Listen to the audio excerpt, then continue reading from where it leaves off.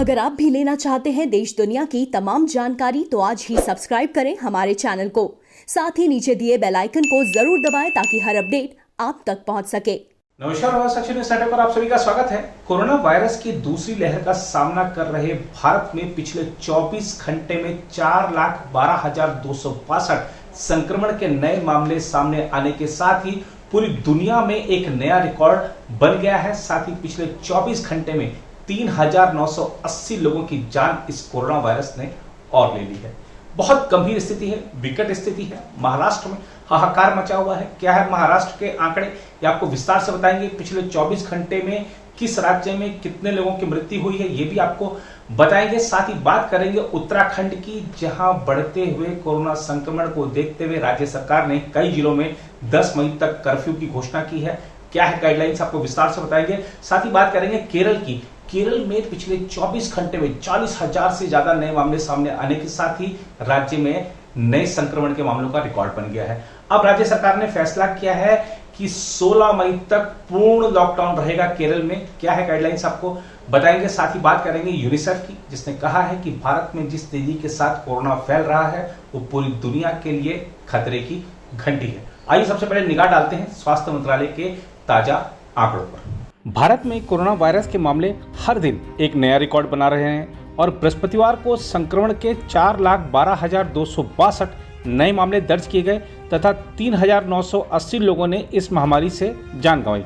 इसके साथ ही संक्रमण के कुल मामले देश में 2,10,77,410 हो गए हैं और मृतकों की संख्या बढ़कर 2,30,168 पर पहुंच गई है। केंद्रीय स्वास्थ्य मंत्रालय के गुरुवार सुबह 8 बजे तक जारी आंकड़ों के अनुसार देश में उपचाराधीन मरीजों की संख्या 35,66,398 हो गई है, जो संक्रमण के कुल मामलों का 16.92% है। कोविड-19 से स्वस्थ होने वाले लोगों की राष्ट्रीय दर गिरकर अब 81.99% हो गई है।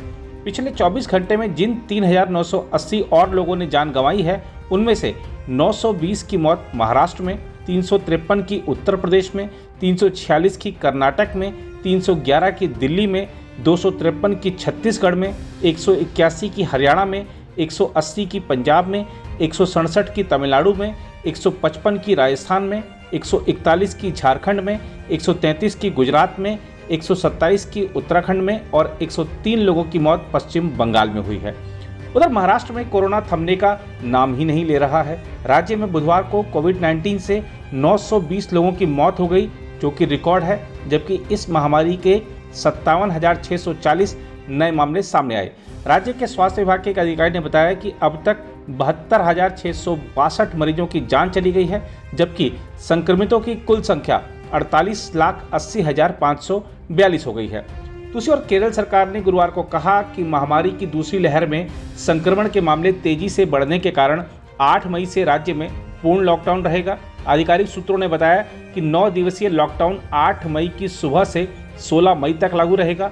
संक्रमण के मामलों में लगातार हो रही बढ़ोतरी को रोकने के लिए केरल में पिनराई विजयन के नेतृत्व वाली सरकार विभिन्न गतिविधियों पर पहले ही पाबंदी लगा चुकी है। हम आपको बता दें कि केरल में बुधवार को कोरोना वायरस के अब तक के सर्वाधिक 41,953 नए मामले सामने आए थे। इस बीच उत्तराखंड में बेकाबू होते जा रहे कोरोना वायरस को देखते हुए सरकार ने देहरादून समेत सर्वाधिक प्रभावित 3 जिलों में गुरुवार से 10 मई तक कर्फ्यू लगा दिया है तथा बाकी जिलाधिकारियों को अपने क्षेत्रों में स्थिति का आकलन कर इस बारे में फैसला लेने को कहा है। प्रदेश के मुख्य सचिव ओम प्रकाश ने इस संबंध में एक आदेश जारी करते हुए कहा कि कोरोना वायरस के मामले बढ़ने के मद्देनजर देहरादून, हरिद्वार और उधम सिंह नगर के जिलाधिकारियों को अपने जिलों में 6 मई से 10 मई की सुबह 5 बजे तक कर्फ्यू लागू करने के निर्देश दिए गए हैं। उन्होंने कहा कि हालांकि अन्य 10 जिलों के जिलाधिकारियों को स्थिति का आकलन करने तथा उसके आधार पर 6 मई से 10 मई की सुबह 5 बजे तक कर्फ्यू लगाने के बारे में निर्णय लेने को कहा गया है। कर्फ्यू के दौरान अंतर्राज्यीय और राज्य में व्यक्तियों या सामान के आवागमन पर कोई रोक नहीं रहेगी। इस दौरान सरकारी दफ्तर खुले रहेंगे और सभी उद्योग, माल ढोने वाले वाहन, निर्माण कार्य और अन्य आवश्यक सेवाएं जारी रहेंगी। राशन की दुकानें एक दिन छोड़कर, जबकि दूध, सब्जी आदि की दुकानें हर दिन 12 बजे तक ही खुलेंगी। उल्लेखनीय है कि उत्तराखंड में कोविड-19 का कहर थमने का नाम नहीं ले रहा है। बुधवार को राज्य में 7,783 लोग संक्रमित पाए गए, जो एक दिन में संक्रमण के सर्वाधिक मामले हैं। महामारी के सबसे ज़्यादा 2771 मामले देहरादून में सामने आए, जबकि उधम सिंह नगर में 1043 और हरिद्वार में 599 लोग संक्रमित पाए गए।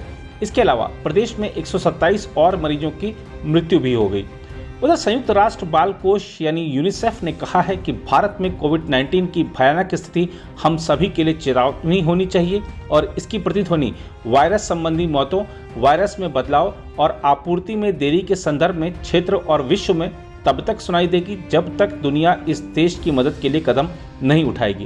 हम आपको बता दें कि संयुक्त राष्ट्र बाल कोष ने भारत को 20 लाख फेस शील्ड और 2 लाख मास्क सहित अहम जीवन रक्षक सामान की अतिरिक्त आपूर्ति की है।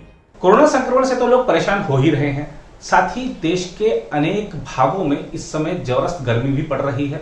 लोग इंतजार कर रहे हैं कि कब इंद्र देवता प्रसन्न होंगे और वर्षा होगी। आइए आपको त्रिपुरा ले चलते हैं। त्रिपुरा में जो लोग हैं अपनी स्थानीय मान्यताओं के अनुसार मेंढक और मेंढकी की शादी करा रहे हैं ताकि इंद्र देवता प्रसन्न हो और वर्षा खूब जमकर हो। आइए देखते हैं ये तस्वीर।